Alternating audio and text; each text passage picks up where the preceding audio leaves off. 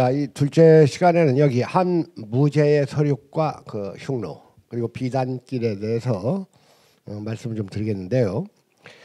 우리가 이제 일단 이 흉노라고 하면 명칭이 좀 어감이 좀 세죠. 흉노. 그러니까 이런 그 명칭부터가 이 타자화된 명칭이죠. 이게 정식 명칭일 수는 없어요. 그러니까 이게 이제 뭐 흉노 해가지고 이게 노예 노자거든요. 그냥 흉이라는 건 흉악하다 이런 뜻인데, 그러니까 막 흉악한 것들 뭐 이런 뜻이라고 보면 돼요. 그러니까 이게 정식 명칭은 아니고, 그래서 지금 이 한국에서 출판된 책 가운데 튀르크인 이야기라는 책이 있어요. 근데 그 책도 거기서 튀르크라는 이제 좀 흉노라는 말을 쓰기 싫으니까 안 쓰는 것뿐인데 실제로는 흉노예요. 그리고 이제 훈족이라는 말도 쓰는데 저는 그냥 익숙해 있는 흉노라는 말을 써도 무방하다 그겁니다. 그 흉노의 이미지를 제대로 알리면 그런 어감은 순화되는 거예요. 그러니까 여러분 그 물리학 용어 가운데 빅뱅이란 말 있잖아요. 그 빅뱅이란 말이 어떻게 생겼습니까? 그 빅뱅에 반대하는 사람이 그 빅뱅을 야유하기 위해서 우주가 뭔 빅뱅 해가지고 생겼냐 뭐 이런 식으로 그 야유해서 생긴 말인데, 빅뱅만한 말을 못 구하니까 그냥 그대로 썼어요. 이것도 이미 흉노하면 뭐, 그래서 저는 그냥 흉노라는 말을 그냥 사용을 한다는 것을 먼저 얘기를 하겠습니다. 이 한무제의 그 이 서력, 왜냐하면 이러한 그 불평등의 관계, 그리고 계속되는 이 흉노의 그 요구사항, 그리고 대제국 중화제국의 위신과도 관련이 되는 문제 아닙니까?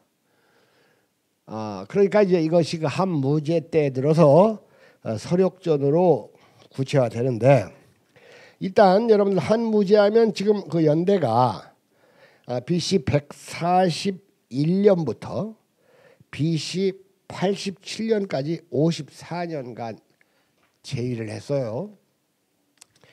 제가 보기에 이 중국의 군주 가운데 최초의 통일을 이룬 진시황도 대단하지만, 이 한무제는 창업자는 아니지만 거의 창업자 이상 엄청난 지도자고 이 영웅임이 틀림이 없습니다. 원래 이 한무제가 이제 이 중국이 그 한 고조가 죽고 그다음에 이제 여태우의 시대가 있고, 이어서 문제, 문황제, 문제, 그다음에 이제 경제,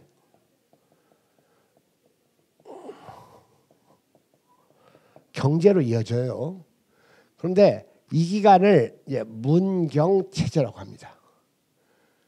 그러니까 짧게는 50년, 80년을 국가 보조를 위해서 이렇게 굴신하는 모습도 제국은 보여요. 그러니까 진짜 강자는 굽힐 때는 굽힐 줄 아는 게 진짜 강자예요. 그리고 이 기간에도 정말 조심조심합니다. 이 기간에는 이제 황노라는 거 알죠, 여러분들? 노장 사상을 이제 황노학이라고도 좀 하죠. 똑같지는 않지만. 그래서 그 노자가 얘기한 무위지치 시대를 이렇게 구현한 두 황제가 문제와 경제예요.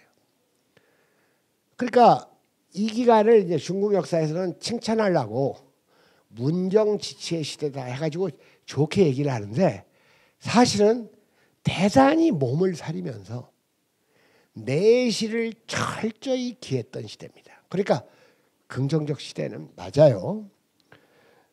그러면서 엄청난 양의 국력이 비축이 되는 거예요. 국가 재정이나. 이런 상황에서 이 경제가 한무제의 아버지고 문제가 한무제의 할아버지예요. 그런데 무제로 이어지는데, 이 무제가 그 아들이 이 경제의 아들이 다섯 있었는데 큰 아들은 이제 괜찮았는데 죽고 나머지 아들들은 애들이 좀 모자란다고 해가지고 이 막내 아들 다섯째 아들을 후계자로 지목해가지고 8살에 죽이에요. 그러니까 어려서부터 이제 신통했던 사람인데 이렇게 그 문제와 경제의 시대에서 비축된 이 국력을 드디어 그 흉노 정벌에 쏟기로 결정을 합니다.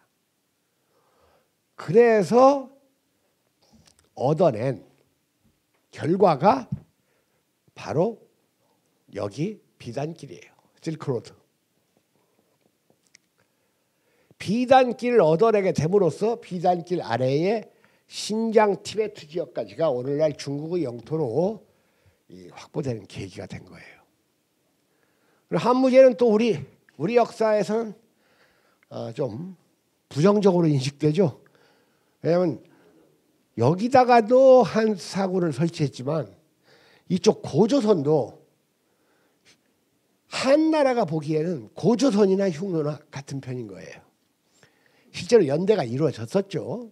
고구려하고 저쪽 이쪽 이 우즈베키스탄 그쪽하고 연대가 이루어졌고 그 다음에 그 고조선도 다 연대를 했었으니까 그러니까 그러니까 이 한나라 시대가 대단히 난세였는데 왜냐하면 사방에 강한 적들이 있었고 그 다음에 이 중앙 집중제가 안 되고 그 호족들이 이제 설쳤다 그겁니다. 왜냐하면 이 호족들이 너무 이게 뭐 이렇게 실제로는 이게 봉건조 비슷하게 중앙 통제를 받지 않고 세금도 막 때리고 막 이런 식으로 하니까 그 기간을 잘 견뎌가지고 이제 무제 때 드디어 무제가 이제 그 흉노 정벌에 나섭니다. 근데 이제 비단길이라는 것이 뭐 원래는 제가 얘기했던 원래는 처음에 있었던 여기 초원길 이건 이제 초원길인데 이건 뭐 비단길이라고 할 수는 없고 이 비단길이 위쪽으로 가는 비단길 하나가 있고 아래로 가는 비단길이 있습니다. 그러니까 여러분들 타클라마칸 사막이 있죠. 타클라마칸 사막으로 위로 가는 북 오아시스 길이 있고 아래로 가는 남 오아시스 길이 있어요. 자 그런데 이 한무제는 이제 흉노를 정벌하려고 그 상인들 통해서 정보를 입수하니까 아까 여기 월지국이 있었다고 했었잖아요. 아까 월지국이 또 흉노한테 개박살이 나가지고 들리는 소문에 의하면 월지국 왕의 해골을 가지고 흉노에서 거기다가 술잔 삼아가지고 술을 마시기도 했다는 이런 소문이 나가지고 월지국에서 흉노에 이를 갈고 있다는 이제 소식이 들려요. 그러니까 월지국하고 연대를 해서 양면 공격을 해야 되겠구나 해서 파견한 사람이 장건입니다. 이 장건이 원래 100명과 함께 떠나요. 근데 어쨌든 이 월지국 저 중앙아시아 쪽의 월지국을 이제 찾아가다가 흉노한테 붙잡혀요. 근데 붙잡혀가지고 무려 10년간 흉노는 말입니다. 그 상대편 인재 귀순 귀화만 해오면 무조건 이 특급 대우합니다. 그러니까 이제 이 장관을 이제 귀순 귀화 시켜가지고 귀화되는 척 해요. 그러니까 이제 그 흉노에서 그 결혼도 시켜주고 결혼 생활도 합니다. 그러나 이 장관은 무제로부터 받은 이 사명감, 장관도 훌륭한 장군이에요. 나중에 흉노를 무찌르는데 공이 많습니다. 사명감을 늘 가슴에 품고 있다가 탈출을 하죠. 탈출을 하고 월지국을 찾아가요. 그렇게 됨으로써 이 동에서 서로 가는 루트가 개척이 되는 거예요. 그게 비단길이에요. 월지국 가서 이제 얘기를 하니까 아이고 우리는 뭐 이쪽에 와서 털을 잡을 만큼 잡았고 그 흉노 그 새끼들 생각만 해도 지긋지긋해가지고 별로 싸울 의사가 없는 거예요. 그러니까 목적은 이루지 못했지만 장건은 그 코스와 그 지형이나 뭐 사람들 자연 조건 이런 걸 일일이 다 기록을 합니다. 그때는 정말 정보처럼 중요한 게 없지 않습니까? 그리고 다시 돌아와요. 돌아오는데 이번엔 좀 아랫길로 돌아옵니다. 그러니까 그게 또 하나의 코스가 되는 거예요. 아랫길로 돌아오다가 또 흉노한테 붙잡혀요. 붙잡혀가지고 1년간 또 억류돼 있다가 또 탈출을 합니다. 장건도 보통 사람이 아니에요. 그러니까 장건은 기원전 139년에 서역 쪽으로 출발을 했다가 126년에 돌아와요. 그러니까 12년이 걸린 거예요. 12년 이상이. 이렇게 되면서 이제 비단길의 루트가 확인이 되는 거예요. 원래 루트가 없지는 않았겠죠. 근데 그게 이제 활성화되기 위한 그 확인 과정을 그 장건이 최초로 실제 그 답사를 했다 이런 의미가 있다고 봐야 될 거예요. 뭐 갑자기 없는 길을 장건이 만들었을 일은 없고 돌아와 가지고 한무제에게 그쪽 이 서쪽의 상황을 깨알같이 다 보고를 하니까 한무제가 이제 자신감을 얻습니다. 그러니까 장건의 공이 굉장히 큰 거예요. 그래서 이 무제는 그동안 굴욕적으로 유지해왔던 이 화친조약, 흉노와의 화친조약을 폐기하고 일단 이 비단길 정벌에 나섭니다. 왜냐하면 이 비단길을 이미 흉노가 장악을 해가지고 한으로서는 정말 신경질 나는 게 곡물을 갖다 바치잖아요. 그럼 비단 같은 걸 바치죠 흉노한테. 그러면 그 한나라에서 바친 곡물 비단을 비단길 통해 가지고 저쪽 서역에다 팔아봐 가지고 엄청난 이 경제적 혜택을 누리는 거예요. 그러니까 얼마나 화나겠어요. 한의 입장에서는 곡물로 바친 거 팔아먹고. 그러니까 이 흉노를 경제적으로 약화를 시키려면 비단길부터 장악해야 되겠구나 하는 이 생각을 하게 되죠. 자, 그래서 여기 잠깐 좀 지우고 여기는 보입니까 지금? 네. 여러분들 그 중국 시안이 어디 있습니까? 뭐 이쯤 있겠죠. 우리가 뭐 중원하면 이쪽을 얘기하는데 진짜로 중국 역사에서 중요한 것은 우리가 지난번 마신사에 갔던 이 삼서성하고 이렇게 길게 이어진 감숙성이에요. 삼서성과 감숙성. 감숙성이 있는데 이제 지금 이 부분을 여기다 갖다 옮기면 삼서성의 한가운데 황하급 무렵에 이제 시안이 있지 않습니까? 시안. 장안이죠. 예, 한나라의 수도. 겸 여기 보이죠? 화면. 안 보입니까? 여기는 안 보이겠네. 그러면 이쪽으로 와서 좀 옮겨놓고 하겠습니다.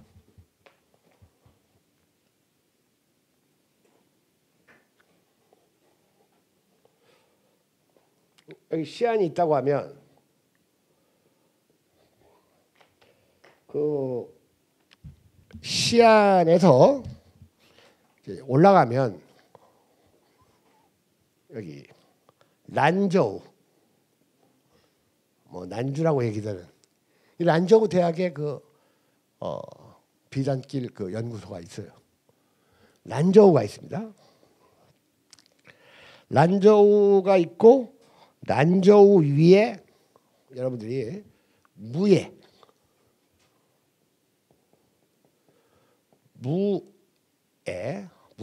무위. 한자로 무위입니다. 란저우 위에 무위가 있고 무위 위에 장예라고 있습니다. 장예가 있고 이로 쭉 가면 마지막에 여기가 바로 돈황이에요. 둔황. 둔황. 그래서 여기 이 란저우에서부터 장해에서 둔황까지 이르는 이 코스를 하서회랑이라고 하는 거예요. 지금 중국에 있는 그 조영수 선생하고 우리 그 이명래 선생이 지난번에 그 마신타 끝나고 둘이 따로 낙오돼 가지고 여행을 갔잖아요. 여기를 간 거예요. 여기를 가가지고 이제 황하가 이렇게 여기 이렇게 하다가 여기서 치고 올라가 가지고 이렇게 흐르거든요. 황하가. 그러니까 이 황하 발원 지점이나 양자강 발원 지점이나 뭐 거의 비슷해요. 그러니까 황하가 이렇게 치고 올라가니까 여기까지가 황하의 상류 아닙니까? 상류. 그렇죠? 그러니까 여기까지는 물이 맑아요. 수량도 엄청나고.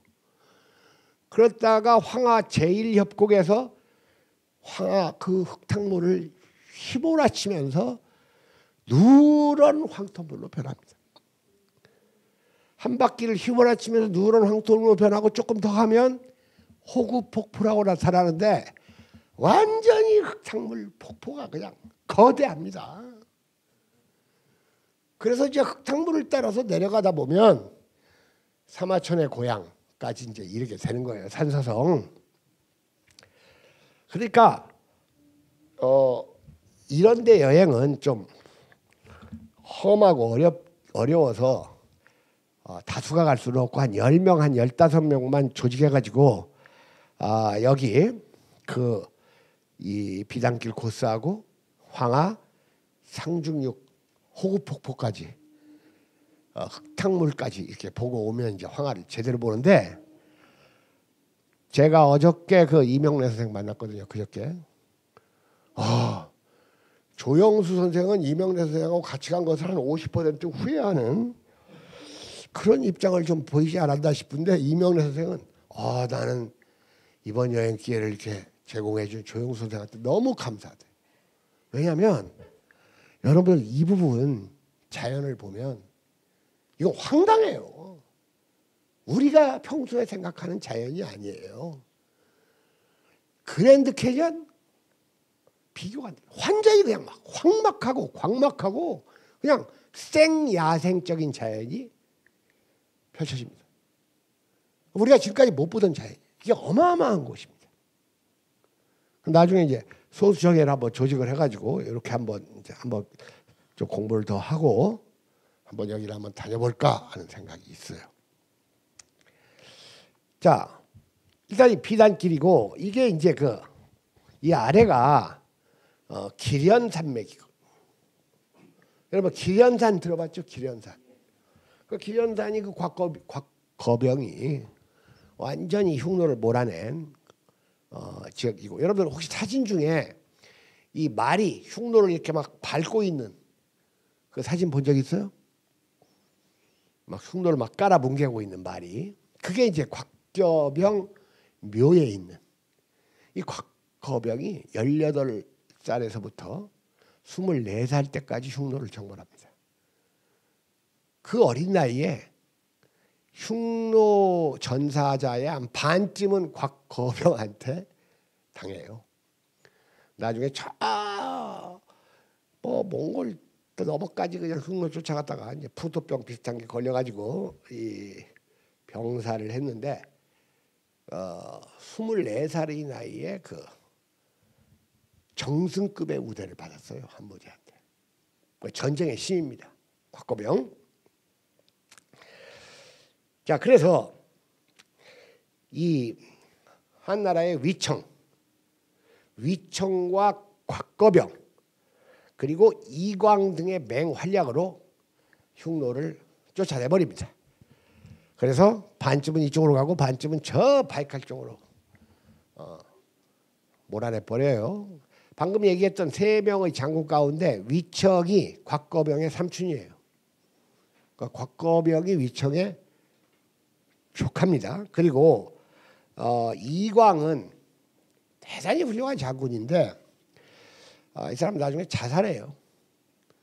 위청한테 힐책을 당하고 자존심 상하니까 자살해 버립니다. 공은 많이 세웠는데 한무제가 신뢰를 안 해요. 왜냐하면 현장에서는 싸움을 너무 잘하는데 거국적으로 보지를 못해요.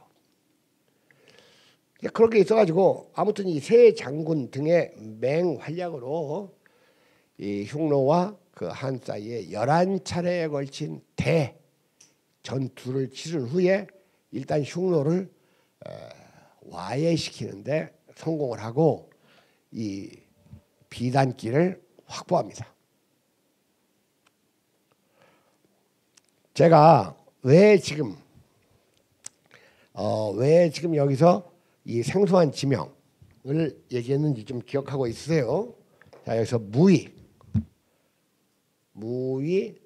장애 이런 데를 좀 기억을 하시라 그겁니다. 뭐 란저우야 뭐 그렇고 시안이고.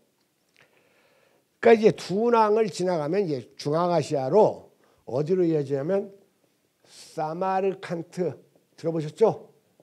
우즈베키스탄에 우리 예전에 그 탄탄한 갔을 때 사마르칸트는 못 갔어요. 사마르칸트 아무르티무르 바로 이 사마르칸트가 이제 드디어 서역으로 통하는